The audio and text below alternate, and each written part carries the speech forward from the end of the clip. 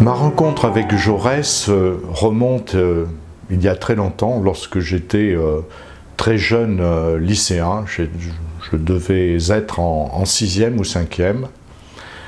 Par hasard, j'ai mis la main sur un petit fascicule qui était logé avec d'autres fascicules de la Résistance et qui appartenait à mon père. Et parmi ces fascicules, il y avait le discours à la jeunesse de Jaurès, aux éditions Liberté, que je conserve d'ailleurs encore. Et j'ai lu ce texte, et j'étais latiniste, et bon, il y a quelques phrases qui m'ont parlé, et tout de suite j'étais un peu emporté. Voilà, j'en suis resté là, mais ça m'a marqué, peut-être ça a même accentué mon goût pour la littérature. Cela, j'ai oublié, et puis j'ai redécouvert Jaurès parce que, entre-temps, dans les années 72, 73, 74, enfin fin de terminale et mes classes préparatoires, je me suis engagé à l'époque dans le cadre du programme de la gauche, au Parti socialiste. Évidemment, j'ai relu Jaurès, et c'est là que j'ai entrepris, je m'étais toujours intéressé à la philosophie, plus particulièrement à Bergson, que j'ai pratiquement fait des exposés quand j'étais en lettres supérieures, et j'ai cherché à lire la thèse de Jaurès, que je ne trouvais pas. J'ai donc passé chaque semaine un temps à la bibliothèque de Limoges, qui avait cet exemplaire de La réalité du monde sensible. Je l'ai lu en prenant des notes très consciencieusement. Voilà. Bon, les choses... bon, c'est un texte difficile. Et encore, même si j'en connaissais peut-être un peu plus qu'un élève de terminale, bien entendu, et j'ai lu pas mal de textes philosophiques, restait difficile parce qu'il y a beaucoup de références, de critiques aux philosophes sur lesquels Jaurès s'appuie, ou au contraire veut s'écarter. On y reviendra peut-être dans une deuxième partie. Voilà, j'ai continué évidemment à fréquenter les textes de Jaurès, tout ce que je pouvais découvrir. J'ai fouiné un petit peu, comme tout le monde, chez les libraires, voilà. Et puis, quand j'étais au service militaire, j'ai fait mon service militaire, comme j'étais limousin, on m'a fourré à l'armurerie. J'en ai profité pour lire le Capital de Marx, j'étais tranquille, personne ne venait me déranger. Et entre le nettoiement des fusils, j'ai fait ça, et j'ai, là aussi, relu le Jaurès. Et c'est là que l'idée a germé sur les sensations, sur la littérature, où j'ai entrepris, à la suite, un mémoire. J'ai eu beaucoup de difficultés, donc j'y suis allé un peu... Je suis allé à la Sorbonne, j'ai vu un professeur qui s'appelait le professeur Georges Matoret, résistant, spécialiste de Proust. Je lui ai écrit une lettre, un programme de recherche sur Jaurès et la littérature, en lui disant que voilà, je voulais me caler un petit peu sur une méthode bachelardienne. Et il m'a reçu, et il m'a dit bah, allez-y, je ne connais pas Jaurès, mais allez-y. Donc j'ai fait mon mémoire sur l'espace et les sensations. Vous voyez, l'espace et les sensations dans l'œuvre de Jean Jaurès. Donc. Et après, bon, entre-temps, j'ai dû travailler pour poursuivre mes études. Il m'a dit, qu'allez-vous faire? J'ai dit, bah, je voudrais bien poursuivre et faire un doctorat. D'ailleurs, il m'a encouragé, il m'a dit, hélas, je ne peux pas, puisque je prends ma retraite, et il n'y a personne ici. Donc, on en est resté là. Et puis, j'ai écrit à Madeleine Rébériou, et Madeleine Rébériou, avec son enthousiasme et sa chaleur, en lui proposant un travail sur Jaurès, une poursuite. Et elle a évidemment répondu très favorablement, et et elle m'a aidé à trouver d'abord, à faire un DEA et à trouver un directeur de thèse. Ça a bien mis 1 an et demi, 2 ans, donc je trouve quelqu'un. Mais on l'a trouvé, c'était Claude Duché, qui est décédé peu après que je soutienne, je crois, ma thèse de doctorat en 81. Et donc là, j'ai entrepris un travail sur métaphore et vision dans l'œuvre de Jean Jaurès.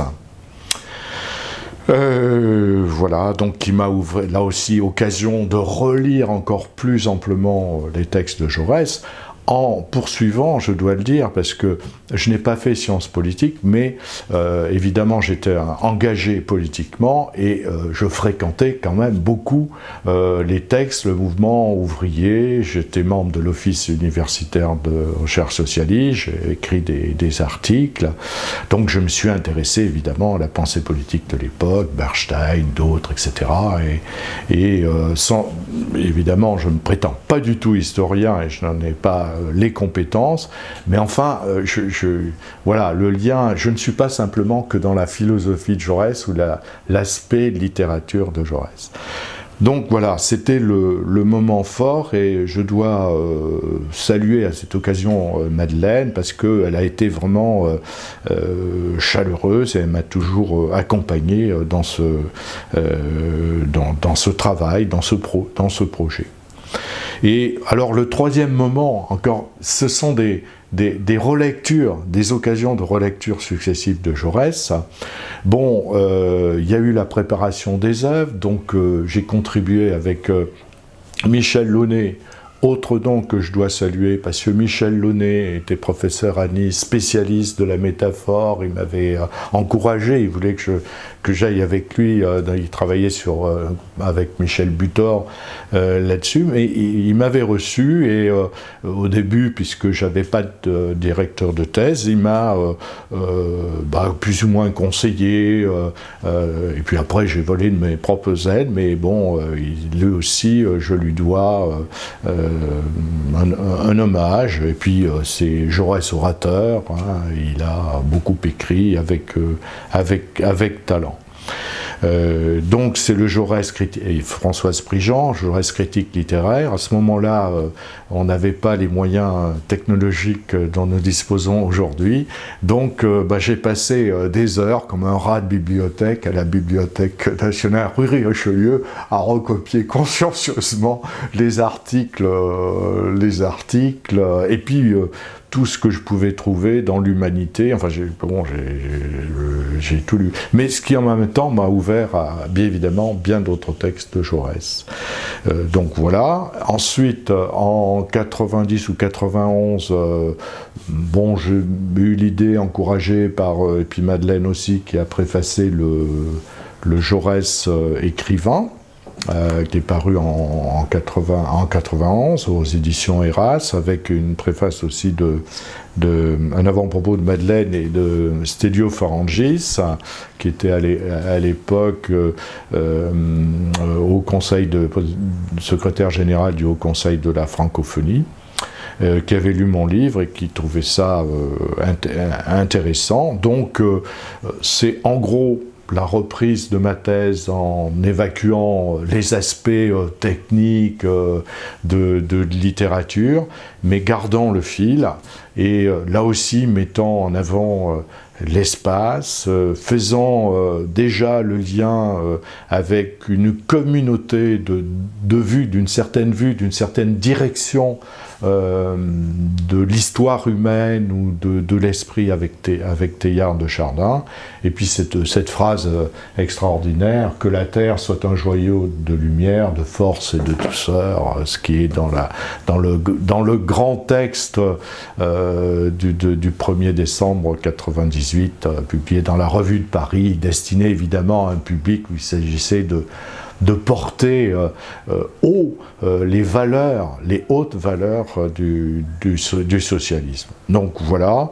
Après, évidemment, j'ai fait des communications autour du Liseur, de Jaurès critique littéraire, dans différentes petites revues. J'ai pas eu le temps parce que engagé professionnellement, j'avais moins de disponibilité, mais évidemment, je n'ai pas cessé de m'intéresser à Jaurès, mais disons que j'ai un peu j'avais pas le temps de poursuivre ce projet. Donc ce n'est que venu le temps de commencer un nouveau départ, en fait une nouvelle vie, parce que la vie ne s'arrête pas parce qu'on a cessé de travailler, on poursuit autrement son idéal modeste, hein, par d'autres engagements que ceux que j'avais eus dans le passé, sans renier évidemment mes convictions socialistes, mutatis mutandis, hein, mais qui restent intactes. Et j'ai eu l'idée de reprendre la philosophie de Jaurès, et autour, donc, j'ai intitulé Jaurès Oser l'idéal, et qui essaie d'exposer